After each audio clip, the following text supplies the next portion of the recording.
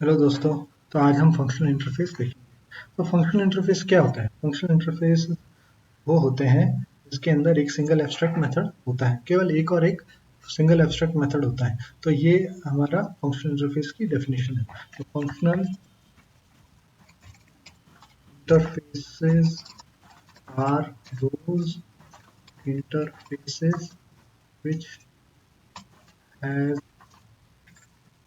only single abstract method है। Okay, तो ये हमारी फंक्शनल इंटरफेस की डेफिनेशन हुई। इसीलिए इसको एसएएम इंटरफेस भी कहते हैं।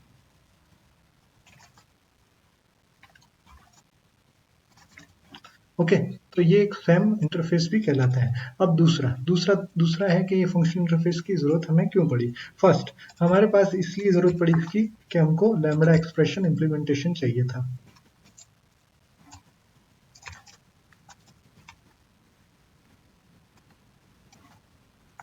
सेकंड सेकंड हमको बैकवर्ड कंपेटिबिलिटी चाहिए थी।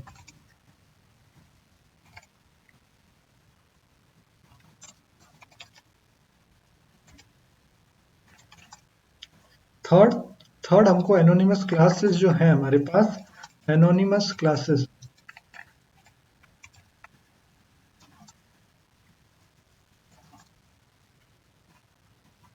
जो है उसका इम्प्लीमेंटेशन चाहिए था। तो ये जो तीन रीजंस हैं, इसके कारण से फंक्शनल इंटरफेस हम यूज में लेते हैं जावा 8 के अंदर। तो अब हम इसको देखेंगे कैसे हम इसको यूज में ले सकते हैं। जावा 8 हमको क्या क्या प्रोवाइड करता है, इसके फीचर्स क्या है, सब देखेंगे। तो यहाँ पे हम सबसे पहले एक इंटरफेस बनाते हैं। क्योंकि हम स्टार्ट कर रहे हैं पुराने तरीके से, इसीलिए हम इंटरफेस पहले देखेंगे जैसे हम पहले यूज में लेते थे।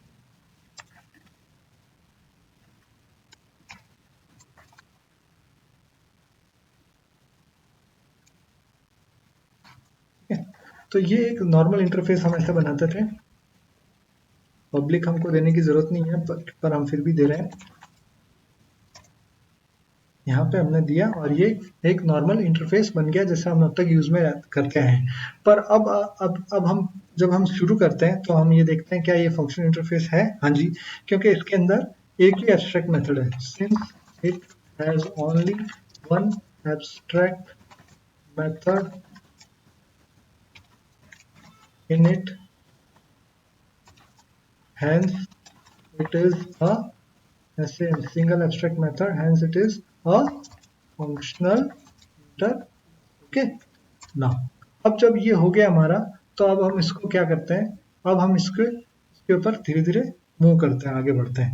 तो इसके फीचर्स देखेंगे। तो अगर हम इसको एक और एब्स्ट्रैक्ट मेथड बना दें, इसके अंदर एक और एब्स्ट्रैक्ट मेथड दे दें, तो क्या ये फंक्शनल इंटरफेस है? अब ये फंक्शनल इंटरफेस नहीं है, एक नॉर्मल इंटरफेस है। और क्या करना चाहिए कि ये फंक्शनल इंटरफेस बन जाए? उसके लिए हमको दो तरीके हैं।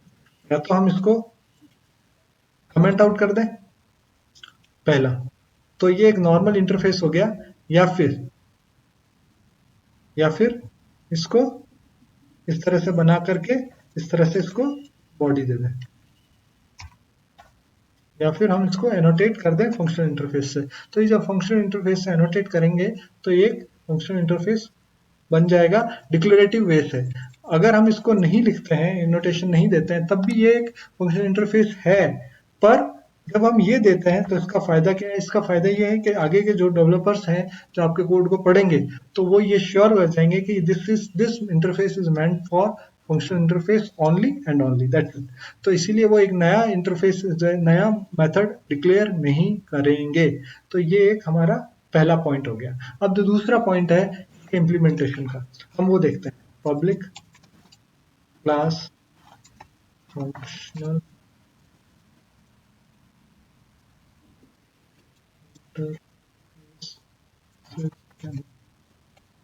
ये हमने क्लास बनाई। अब हम इसमें आते हैं और यहाँ पे इम्प्लीमेंट करते हैं ये इंटरफेस।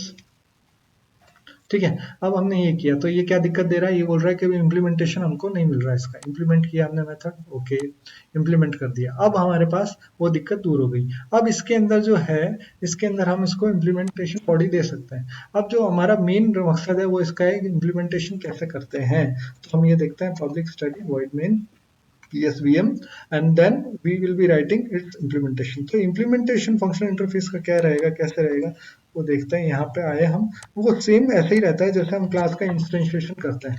my then जो भी है उसका, उसको हम बॉडी इस तरह से देंगे। तो यहाँ पे फ्रॉम मी, अगर हमने इस तरह से लिखा है, इसको बॉडी दी, तो ये एक हमारा लैम्बडा एक्सप्रेशन का इम्प्लीमेंटेशन हो गया, हमारा फर्स्ट पॉइंट पूरा हो गया।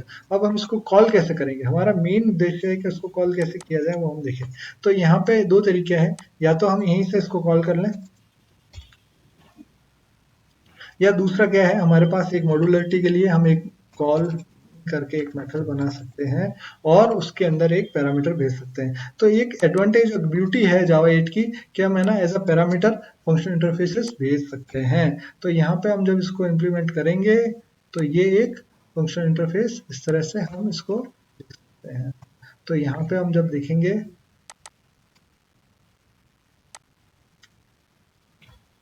इस तरह से भी हम इसको बॉडी दे सकते हैं। तो आप देखेंगे कि ये 2 बार कॉल होगा और ये रन होगा, 2 बार आना चाहिए, एक बार ये नॉर्मल से और एक ये मेथड कॉल करने से।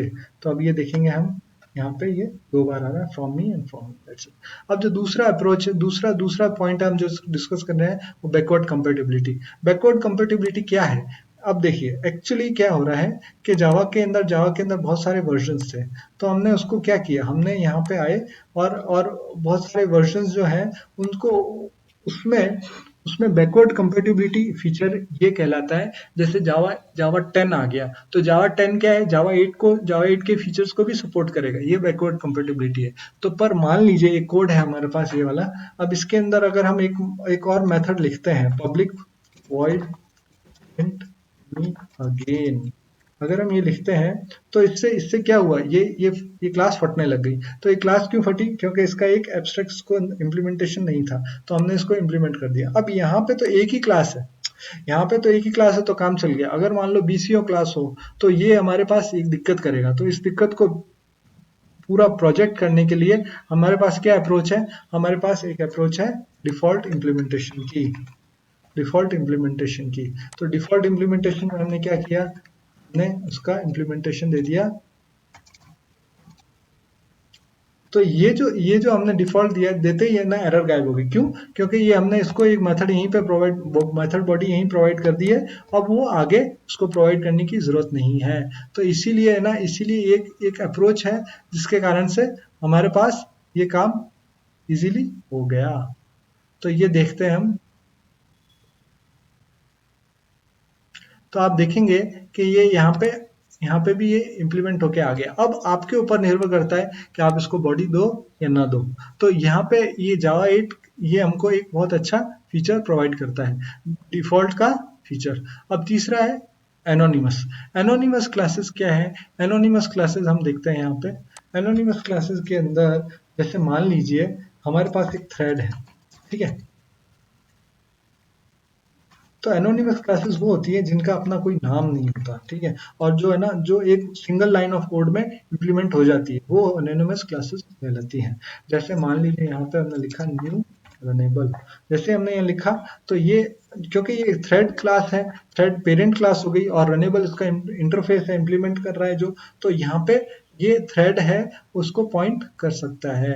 तो यहाँ पे जब हमने इसको, तो हम इसको ऐसे बॉडी देते हैं, तो हमने एक थ्रेड इस तरह से बनाया एक, ठीक है। तो हमने इसको यहाँ पे इस तरह से बनाया। अब यहाँ पे जब हमने इसको बनाया तो यहाँ पे हम इसको इम्प्लीमेंटेशन, तो ये थोड़ा सा कॉम्प्लेक्स लग रहा है और ये रीड करने में कॉम्प्लेक्स लग रहा है। उस चीज को बचने के लिए हम क्या कर सकते हैं, थ्रेड,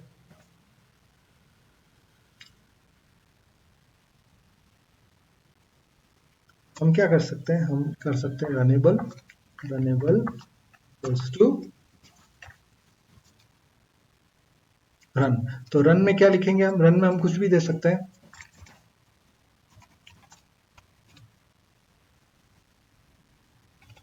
ये जो हमने दिया तो इससे क्या हुआ, हमने ये short and sweet line sweet तरीके से हमने इसको एक ही लाइन में डिक्लेयर कर दिया। तो इस तरह से ये जो कुछ तरीके हैं जिससे फंक्शन इंटरफेस हम यूज में लेते हैं, और इसके एडवांटेजेस ये हैं, ये तरीके यूज हैं करने के।